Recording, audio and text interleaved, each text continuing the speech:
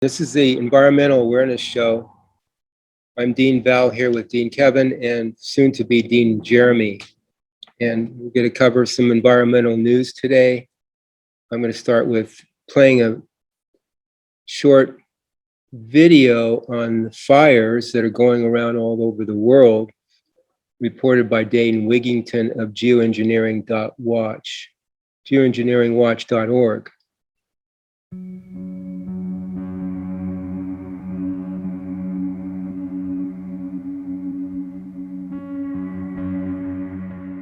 Vast portions of the planet are on fire. Fire behavior is unprecedented. Every year is worse than the last. Why?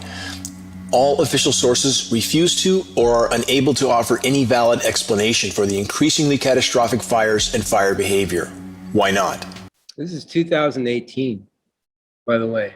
It's just getting worse.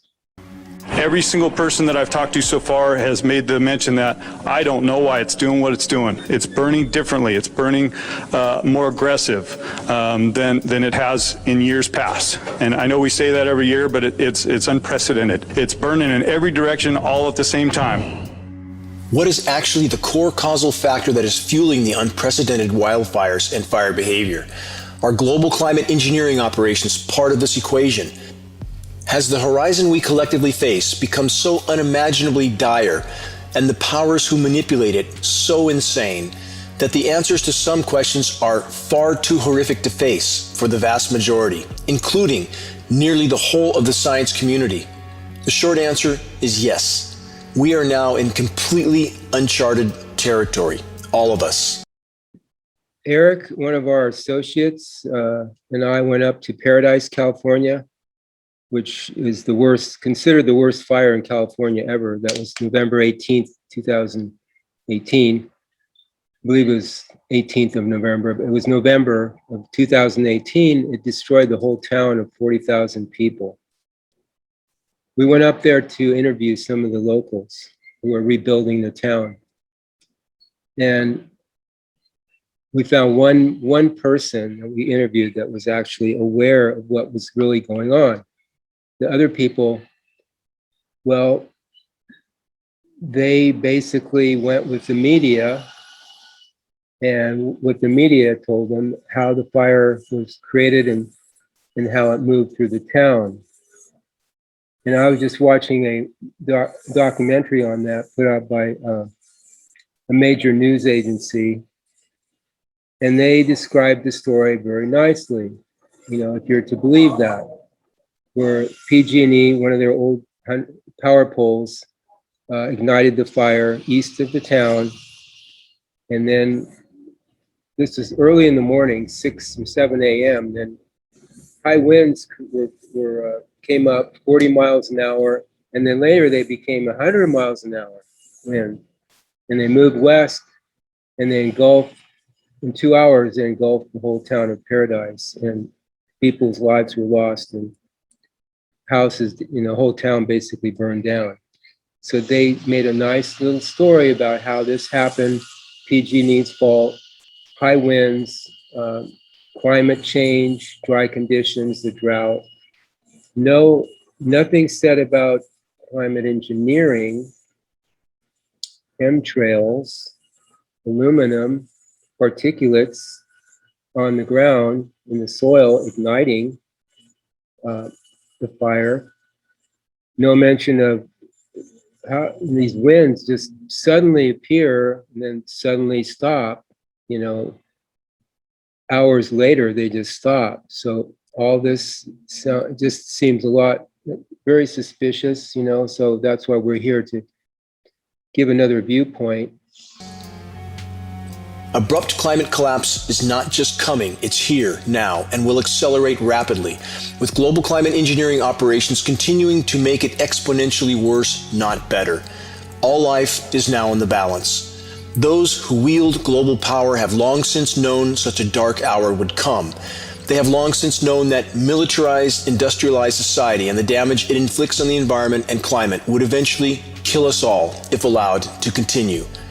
Not only did the power structure and the climate engineers hold to their course of planetary omnicide in the desperate attempt to preserve and expand their grip on power, until the last possible moment, but they, the power elite, have doubled down on their desperation to a degree that can scarcely be comprehended. Wildfires are being facilitated and utilized as a form of geoengineering to temporarily cool portions of the planet by filling our skies with sun-blocking smoke particles. I will back up this extremely dire, fact-based conclusion in this video. How concerned are U.S. military leaders about the unfolding climate collapse? They have long since stated on the record that they consider climate change to be the greatest national security threat of all. Question: in regard to the climate collapse threat, are we to believe those who run the military-industrial complex are actually concerned about the population? Or rather, are those in power only concerned about maintaining their hegemonic power and control until the brutal, bitter end? Does that question even need to be answered? The statement shown by recently deceased presidential advisor Zbigniew Brzezinski should be deeply considered. Climate engineering, geoengineering, solar radiation management programs are the single greatest causal factor that is fueling unprecedented global wildfires. Frontline data confirms this conclusion. Ground-based ionosphere heater installations are a core part of the geoengineering climate manipulation operations. These massively powerful microwave transmission facilities can and are being used to heat the upper atmosphere and subsequently to steer upper-level wind currents, thus to steer precipitation and weather patterns. The near-constant, quote, ridiculously resilient ridge of high pressure over the western North American continent is the result of ionosphere heater created and maintained high-pressure domes. The constant high-pressure ridge in the U.S. West has ensured the complete cutting off of desperately needed moisture to the west. Similar ionosphere heater-created high-pressure heat domes have also repeatedly baked portions of Europe and the world. Scandinavian countries were not spared from the ionosphere heater-induced high-pressure heat domes. Record heat, record drought, and record wildfires were, yet again, the result. The constant climate-engineered grid pattern spraying over our oceans is further disrupting the global hydrological cycle. Geoengineering over the oceans is extreme, relentless, and is another major factor that is cutting off precipitation where it is desperately needed. In regard to the impacts of global climate engineering, science publications almost always use words like could, may, and might. To be clear, the reality is this: climate engineering has derailed the planet's climate and weather systems at an ever-escalating rate for over 70 years. There is no room for words like could, may, or might. The catastrophic fires are not just an unintended consequence of climate engineering. They are now, in fact, part of the geoengineering desperation. As abrupt climate collapse accelerates exponentially, climate engineering operations have been used to set the stage for wildfires of unprecedented size and intensity. Again, why? What core agenda is being carried out? Wildfire smoke has a temporary cooling effect on the planet due to the sun-blocking particulates that saturate the atmosphere. This is exactly the goal of solar radiation management operations, known as SRM. The SRM programs are utilizing jet-sprayed aerosol dispersions to block some of the sun's incoming thermal energy at unimaginable cost to the planet and the web of life as a whole. Is the intentional incineration of forests the final option of unimaginably desperate power structures all around the world? Frontline data indicates the answer to this dire question is yes. Global powers are using climate engineering to create conditions that facilitate selective and systematic forest incineration in the desperate attempt to temporarily cool selective portions of the planet by loading the atmosphere with sun-blocking smoke particulates. It is important to understand and consider that global climate engineering solar radiation management programs involve the constant cooperation of governments all over the world, whether actively or passively. Almost all governments are involved, with few exceptions. Ongoing global climate engineering solar radiation management programs are completely disrupting the global hydrological cycle, causing record droughts and record deluges, are destroying the ozone layer, which is allowing lethal levels of UV radiation to reach the surface of the planet, including UVC radiation, are completely contaminating the biosphere from the clouds to the ground with highly toxic heavy metals, polymers, and chemicals. Peer-reviewed study proves that some of these elements, like aluminum and barium, have very negative effects on root systems, causing trees and crops to reduce or stop nutrient uptake. Climate engineering programs are contributing to extreme global tree, foliage, and crop die-off, a result of factors already cited. Geoengineering programs are creating exponentially more dry lightning strikes due to the atmospheric saturation of the electrically conductive climate engineering elements, which also act as desiccants that further dry out forests and foliage. And finally, geoengineering programs are greatly contributing to the fire intensity and volatility due to the fallout of climate engineering elements like aluminum and barium, which are incendiaries. This incendiary dust settles down through the atmosphere, coating virtually everything on Earth's surface. When enough extreme wildfires are burning and expanding, the fires then, in and of themselves, become a form of climate engineering as they fill the atmosphere with sun-blocking smoke particulates. If you don't believe those in power could be this insane, please examine historical facts and current frontline data. Objective investigation is not just an option, it is an absolute obligation. It is our responsibility. The aircraft flight tracker images shown were captured on July 20th and July 21st of 2018, just days before the start of the catastrophic car fire in Shasta County, California. This capture reveals the extremely anomalous flight paths of two separate aircraft over the Redding area. Again, here is the question that is at the core of this report. Does the smoke from wildfires actually cool the planet temporarily? The science consensus on this question is clear and not disputed. The answer is yes. Ongoing science study from multiple sources continues to confirm the short-term, large-scale cooling effects of atmospheric smoke particles from extreme wildfires. The climate engineers are, in fact, facilitating the incineration of huge swaths of forest in a desperate and unimaginably destructive attempt to temporarily cool some parts of the planet by creating a scenario that is comparable to a volcanic winter effect. Those in power and the agencies they control, including corporate media, are doing their best to condition the population into accepting continued, scheduled, planetary burn-down scenarios as being, to some degree, part of a natural cycle. This could not be further from the truth. There is nothing natural about the climate on a completely geoengineered planet. The extreme weather whiplash scenarios will continue to worsen rapidly as the climate collapse unfolds, being further fueled by the ongoing and expanding climate engineering operations.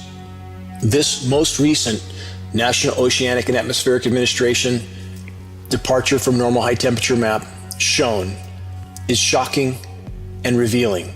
Notice the opposite is going on now. We're frying in the West Coast and freezing in the East Coast. This is 2018 again, this map. So freezing here in the West and frying in the East. The scenario climate engineers have scheduled is a complete reversal of the previous month's extremes. Now that the atmosphere has been saturated with enough particulates to temporarily cool desired regions, the North American West is scheduled for an extreme cool-down scenario. The eastern U.S. is slated for record high temperatures. Climate engineering will continue to fuel and worsen extreme weather whiplash scenarios. The climate engineers are also constantly utilizing patented processes of chemical ice nucleation to create short-term, highly toxic and destructive weather whiplash cooldowns. They can do this only where there is enough moisture to do so. Increasingly extreme hail is a harbinger of chemical ice nucleation elements being utilized for such short-term cooldowns. Search geoengineeringwatch.org chemical ice nucleation for more data on this aspect of climate engineering.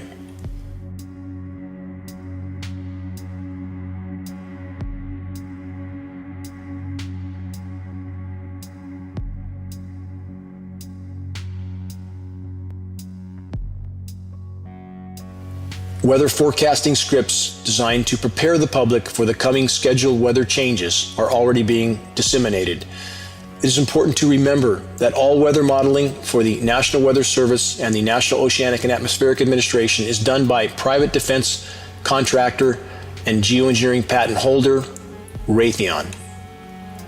It is also important to remember and consider that there is an illegal federal gag order on all National Weather Service and all National Oceanic and Atmospheric Administration employees, the nation's weathermen. Illegal federal gag order. Are the climate engineers actually desperate enough to fuel forest fires in order to saturate the atmosphere with sun-blocking particulates? Again, an unimaginably desperate attempt to temporarily cool the planet. Question: does any rational individual that is to any degree familiar with the level of insanity that runs the world and has run the world believe that those in power are not insane enough to do this? For any that are willing to face the full truth head on, the answer is clear. Yes.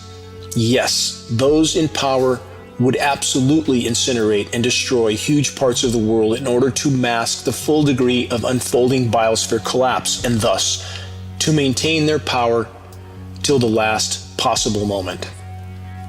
Numerous science reports and studies, past and present, confirm the conclusions of this video report. The climate engineers need to generate the hottest possible fires in order to push the smoke particulates as high as possible into the atmosphere, which allows the particulates to migrate maximum distances and thus have the maximum duration cooling effect. In regard to the runaway climate collapse that is unfolding on planet Earth, the rapidly thawing methane deposits in the polar regions pose the greatest threat of all. Methane deposits are thawing and in many cases virtually exploding into the atmosphere. Why does this present such a dire threat? Because methane is an extremely potent heat-trapping gas. Methane is over 100 times more efficient at trapping heat than is CO2 over a 10-year time horizon. And there are enough methane deposits in the Arctic alone to turn our planet into a scorched, lifeless rock resembling Venus, 100 times over. For decades, those in power have been trying to hide this unfolding scenario from populations with covert climate engineering operations, which, paradoxically, are actually fueling the overall planetary meltdown. Geoengineering is fueling Venus syndrome. This term is not a metaphor, rather it is a recognized scientific scenario. Geoengineering is creating short-term highly toxic and destructive cooldowns at the cost of an even worse overall warming. Again, are the climate engineers willing to incinerate much of the planet's forests in order to temporarily cool the Arctic and other regions? Again, the answer is yes. Wildfire smoke from high-latitude firestorms can and has temporarily cooled the Arctic at the cost of making the overall long-term warming worse. Atmospheric aerosols from smoke that has been generated from anthropogenic or human-caused wildfires becomes a form of solar radiation management, which again is a form of geoengineering. But again, we must ask, at what cost to the environment and the web of life has this temporary cooling come?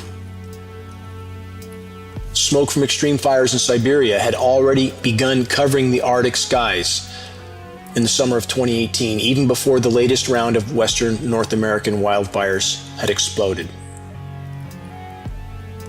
Peer-reviewed science study confirms the temporary cooling effect of wildfire smoke in the Arctic. Though many will choose to believe, quote, those in power would never do this to themselves, history says otherwise. The excerpt shown is from a peer-reviewed science study that specifically addresses the cooling effect of wildfire smoke. This study unambiguously states that there is, quote, a significant cooling effect at the surface, end quote. It also states that even a, quote, passing smoke plume would cool the Arctic tundra and the adjacent ocean. Further, this profoundly important statement is made in the science report. Again, quote, should this effect occur, the cooling effect from wildfire smoke, should this effect occur with some frequency over broad spatial scales, the Arctic climate could be modulated in important ways.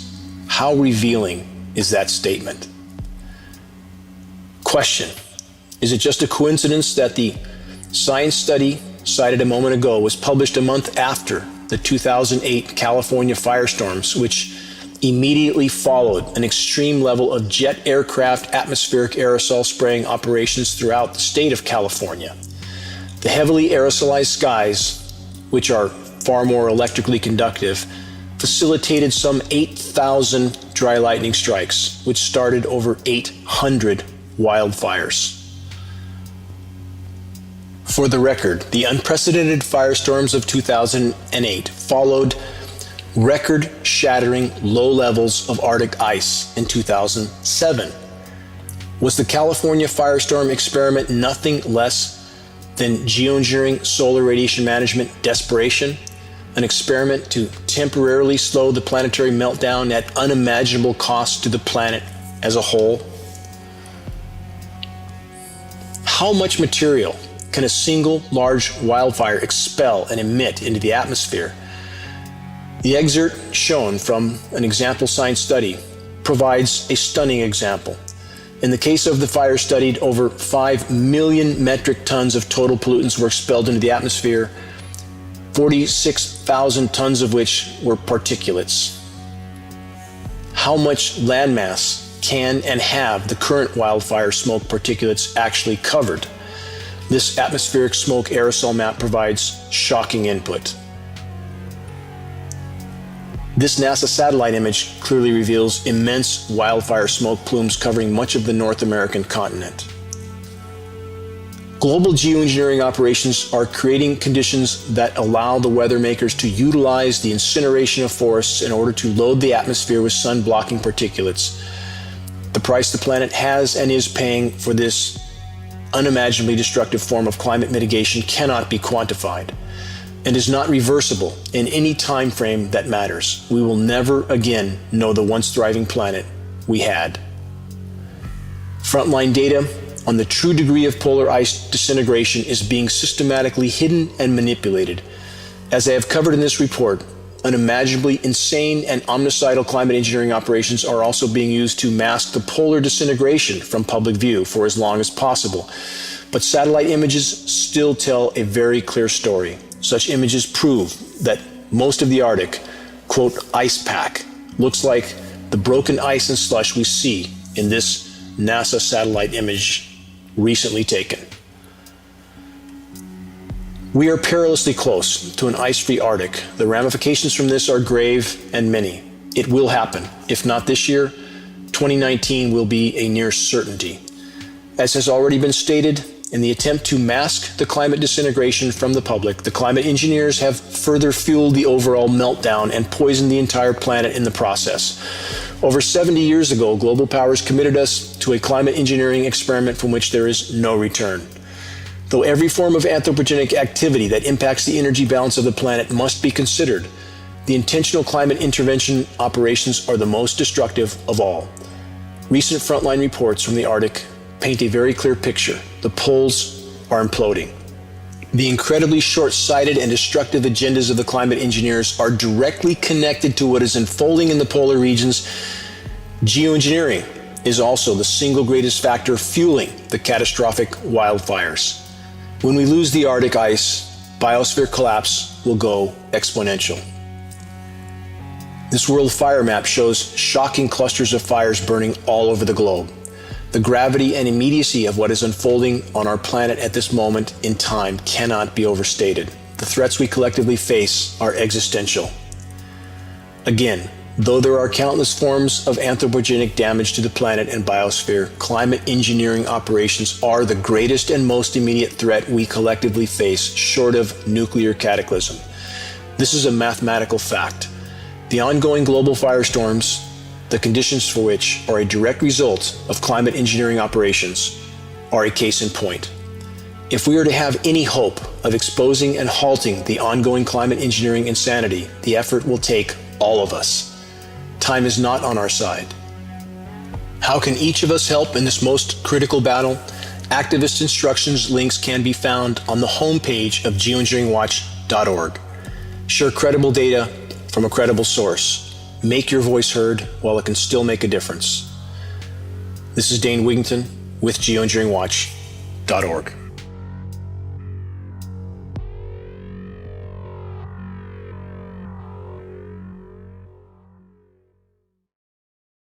Let me repeat here that Raytheon, the private defense contractor, writes the scripts for the weathermen, and they have a gag order, so they can't talk about chemtrails or anything real. So they're just mimicking the, reading the scripts at these Raytheon that holds the patents for these geoengineering patents. They hold these, and they're basically the control factor for the weather here these days.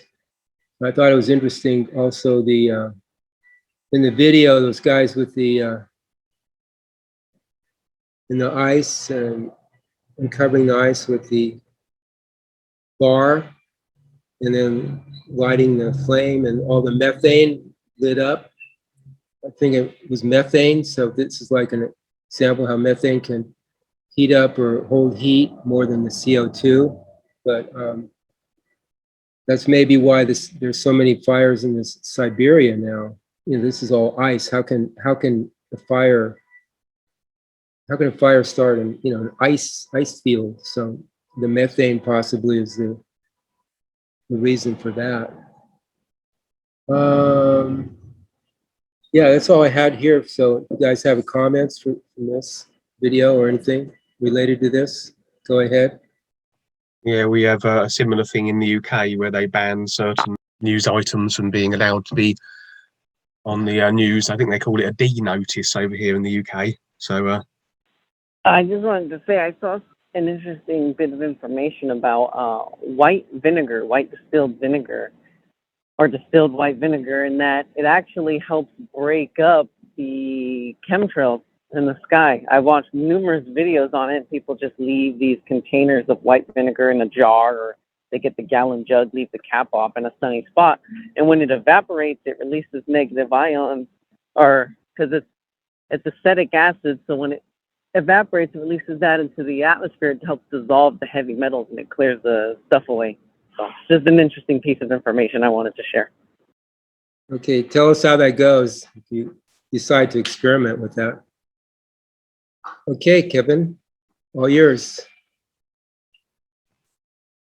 yeah, I was just going to say, I mentioned on a previous video in regards to the fires, how there was a town in Australia, and this was an event that was mentioned by Max Egan, and he said one of the towns in Australia, the area where he lives, was completely incinerated in a day and literally turned to ash, and all the people, all the inhabitants also were caught in the fire and killed as well. But he said there were some witnesses who said they saw a strange train trundling into the town, and it was belching a purple flame, and then literally a few moments later the town was completely destroyed. So there's all sorts of funny things going on. And it was quite interesting as well, because as well as all the metal particulate matter being in the ground and making that very flammable, obviously all the body forms would have the same particulate matter in them as well through the chemtrails.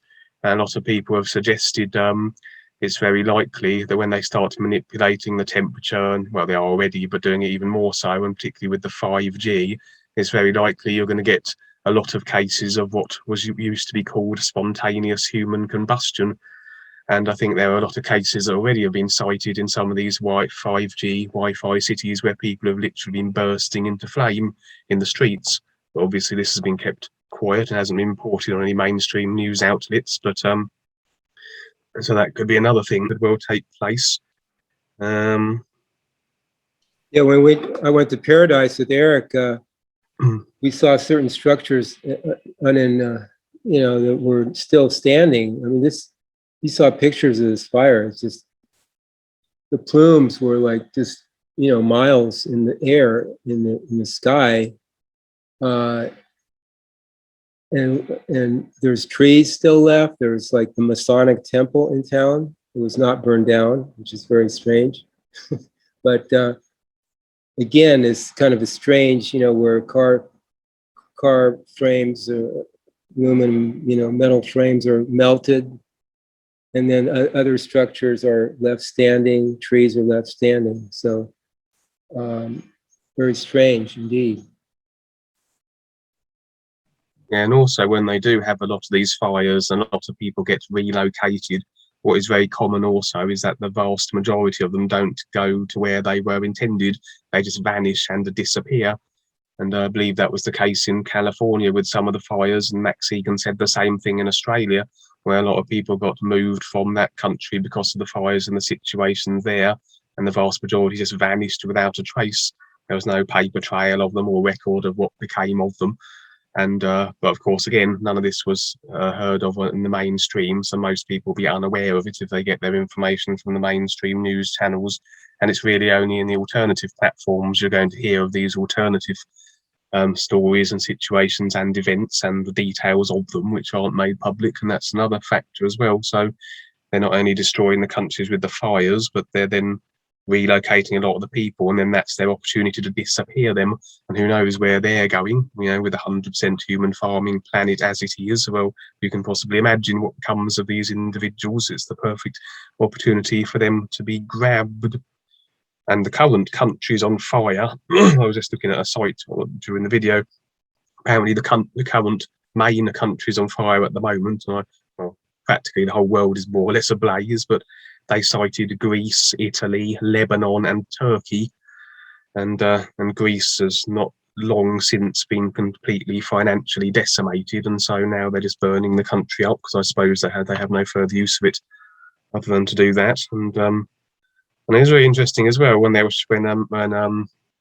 individual Dane Wigington was showing the maps of all the fires as well. I mean, there are a lot of maps that were circulating not so long ago in some of the alternative media platforms, which showed how the intentions of the dark forces are to have in every country tiny little human settlement zones, little Wi-Fi smart cities, where all the individuals would be compressed in very little managed and contained areas, and the vast majority of the countries would more or less be barren wilderness, neglected and have no use as far as, unless for whatever reason they would want to use them for. And always dated on the maps would be 2050. So that was their projected agenda for when they would ideally want these the countries to reflect these maps that were in circulation. But as I suspect, the agenda's moved along a bit now, and their timetable is rather accelerated. So I suspect the date will be a bit sooner than that. I just want to briefly mention that there was a very interesting theory I heard not recently, but a number of years ago, that was circulating, whereas it was suggested that there was another reason for the blocking out of the sun, other than just obviously the detrimental effect it would have on all life, obviously, but it was suggested that what was contained within the light rays, the light particles, whatever you call them, light beams of the sun,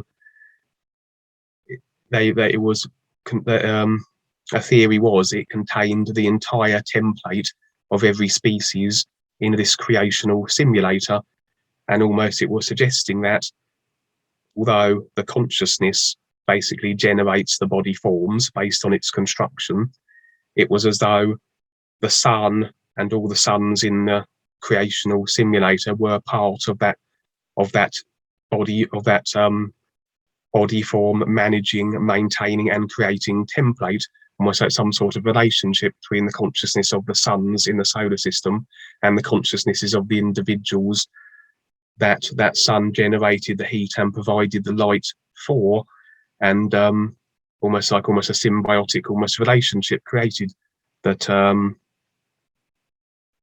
with the absence of the sun, it would cause massive disruption possibly then to the body form, because it wouldn't be able to maintain its template or something along those lines. And it was believed then that absence of the sun would very much likely result in mutations and deformed body types almost instantaneously. So obviously with the body being holographic, it is maintained by the consciousness, and if the consciousness is altered, then obviously the body form will alter in accordance, because the hologram will always be the effect of the consciousness and its construction. So obviously when you get situations like extreme radiation, that is obviously disrupting the consciousness, the body form template, which then translates through to the holographic, and you get mutations. And it was suggested that a similar thing would be so with the sun, and they said that was another reason why they were blocking it. I can't confirm that theory, but I thought it was very interesting. I'll just say, yeah, that's interesting. It's always interesting to hear new information to become more aware with. Regarding the Paradise Fire and the evacuation, yeah, supposedly a high-speed rail's coming through there. They want the land. You know, they want to purchase the land. They could just burn people out. And Bohemian Grove is near there. You know, the famous place where the rich and famous go to have their sacrifices and ceremonies. It's near there too, Northern California. And then I hear it's really hard for people who do come back to get building permits or fire insurance. It's almost impossible. So they just burn people out there basically, and other, like you say, take them away and they disappear. Very real. Like we mentioned on previous shows, that's another reason for the vast disappearances of children when they're getting ready for a reset as well, because they're removing them and putting them in a safe locations. When they activate their reset, they bring the children back. They're the first generation of the new slaves for their new re-evaluated control system, and then they program them accordingly then to the new ideas they want to install in their consciousness. Then they erase history up until that point, rewrite it, and then give it a generation. And so what happened is out of living memory, and then you basically got a fabricated history that that probably it wasn't even so, as the case is here. As the reset, it would seem, possibly occurred around the 1800s again in this dimension. And it would seem that the Tartar era and all the rest of it was more or less in place up until that point. And then so everything had been told about the Middle Ages and so on and so forth, and all the way up to the 1800s didn't actually take place. Well, maybe it took place in another dimension somewhere, but well, who knows? I mean, we will never know really, I suppose, and unless we have the intent to want to see it on the real side, perhaps. But other than that, or does it even matter? I mean, you know, history. It's living here now and dealing with it, what we got to deal with. So, but it's all very interesting, and it helps us to get another view. It just helps us to see that there's more views than what we may think, and just be open to everything. And you don't have to accept everything, but just be open and see where it leads you, see where life leads you. So, thanks. Okay, well, I thought I would continue on from a couple of weeks ago when I was speaking about 5G. It's from the same article. So this article was 5G, the big picture. I'll continue on from this point. The reassuring assurances of a government and industry. The government body charged with protecting public health, Public Health England, advises us that there is no convincing evidence that radio frequency radiation, which radio, television, mobile phones, smartphones, and 5G all use, has any adverse health effects on either adults or children. This advice is based on the recommendations of a supposedly independent body called AGNIR, Advisory Group on Non-Ionizing Radiation, which produced a report in 2012 on the safety of radio frequency radiation. The report stated that there was a lack of convincing and conclusive evidence for any adverse health effects. It was like giving a blank check to the telecommunications industry to move on into the higher frequencies without any heed for the consequences. It turns out that far from being independent, Agnia has a high proportion of members with blatant conflicts of interests, and their report distorted or simply left out of account evidence that should have compelled them to reach the opposite conclusion to the one they arrived at. In a forensic analysis of the report, the environmental health researcher Sarah Starkey makes it clear that only a willful disregard of the available scientific evidence could explain its internal contradictions and apparent incompetence. And yet, it is the basis of current UK government policy allowing a government to roll out 5G without so much as even a nod towards the need for prior health and safety assessment. Health and safety simply do not feature in government thinking, despite a veritable mountain of literally thousands of research papers demonstrating adverse health effects, which continues to grow per year.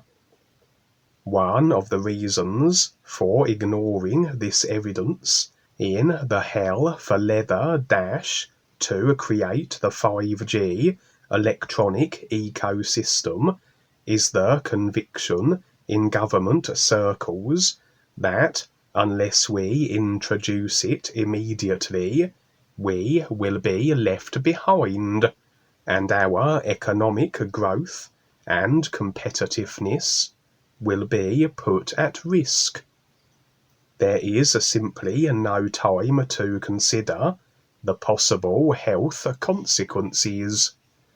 The National Infrastructure Commission, whose 2016 report, Connected Future, forms the basis of current government policy, pushed this panicky vision of the UK falling behind other nations and urged the government to ensure that the new digital infrastructure is fully in place by 2025. The NIC report repeatedly points out that the rewards of the connected future are to be measured in billions of pounds worth of revenue. The mind-boggling amounts involved are well exemplified in a recent estimate that the global media industry alone stands to gain $1.3 trillion from 5G by 2025, not least because 5G will unlock the potential of augmented reality and virtual reality. The irony that the connected future is one in which dizzying profits stand to be made from technologies that disconnect us more and more from the real world is entirely missed. The sums involved are sufficient to explain why the telecoms industry has, for the last 25 years, done its utmost to ensure that research into the health effects of wireless technologies produce negative or inconclusive results. Since 1993, the industry has financed a large number of studies saving governments a great deal of expense, and at the same time preserving the convenient illusion that the jury is still out on whether exposure to radio frequency radiation causes harm. Earlier this year, The Guardian published an article citing research which showed that while 67% of independently funded studies found a biological effect of exposure to radio frequency radiation, only 28% of industry-funded studies did. Industry-funded studies are almost 2.5 times less likely than independent studies to find health effects.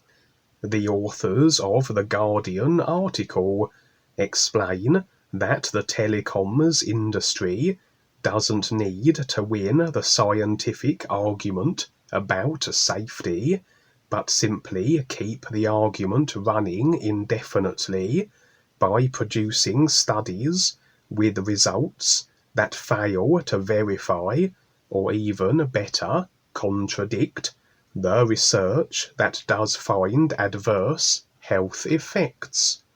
One of the most notorious is the mammoth, industry-funded Interphone study, which managed to conclude that holding a mobile phone to the head actually protects the user from brain tumours.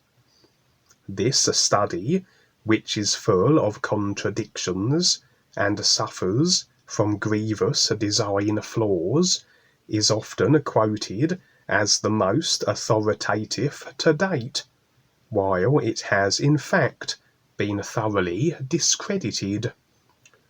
Nevertheless, the impression is maintained that there is no scientific consensus, and so there are not sufficient grounds for action to be taken.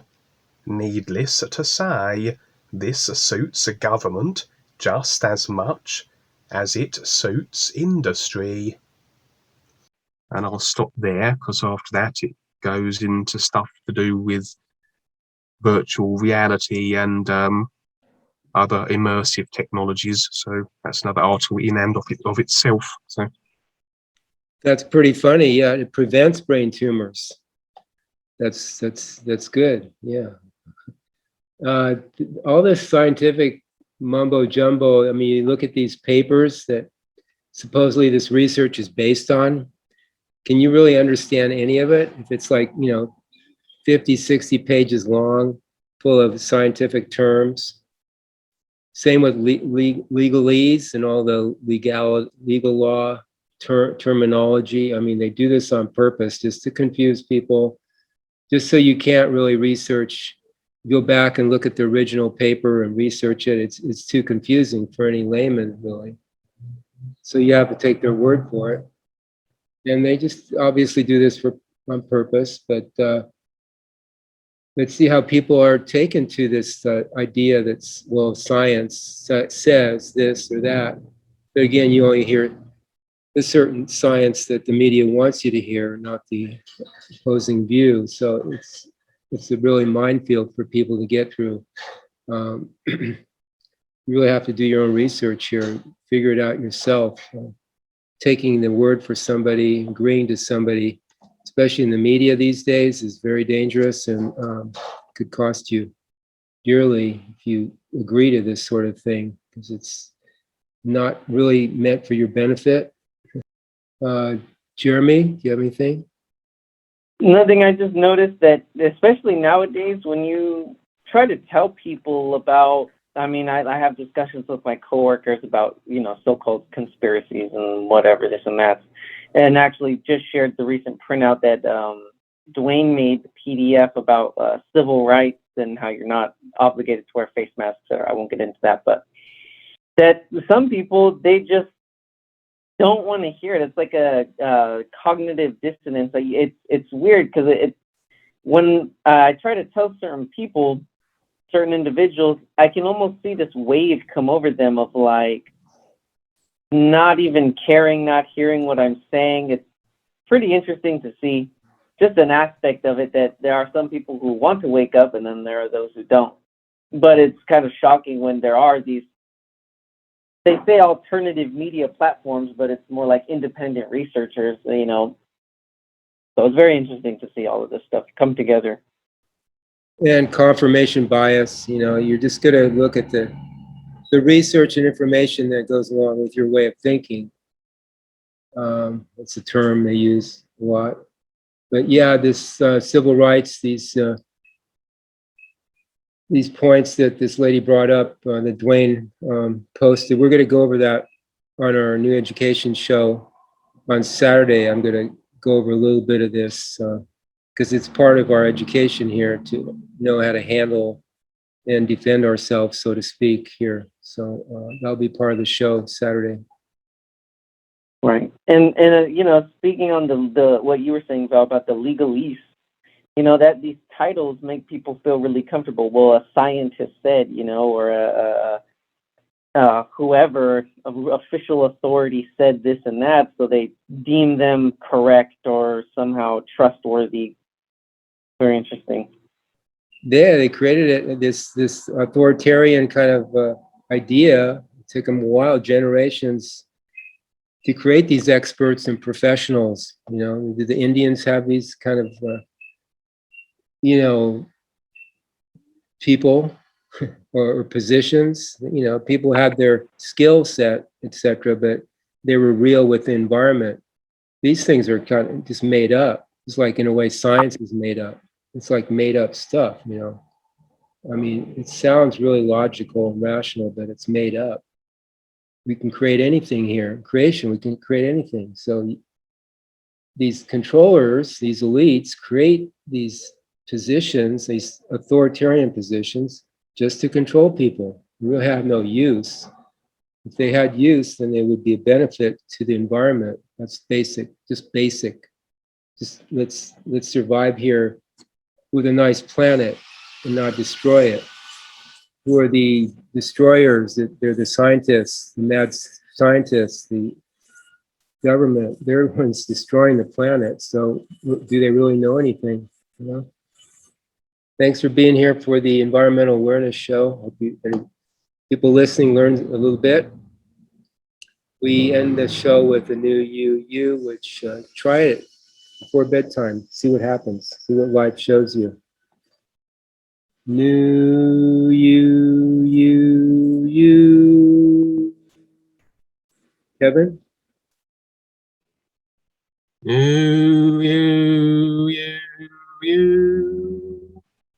Jeremy? New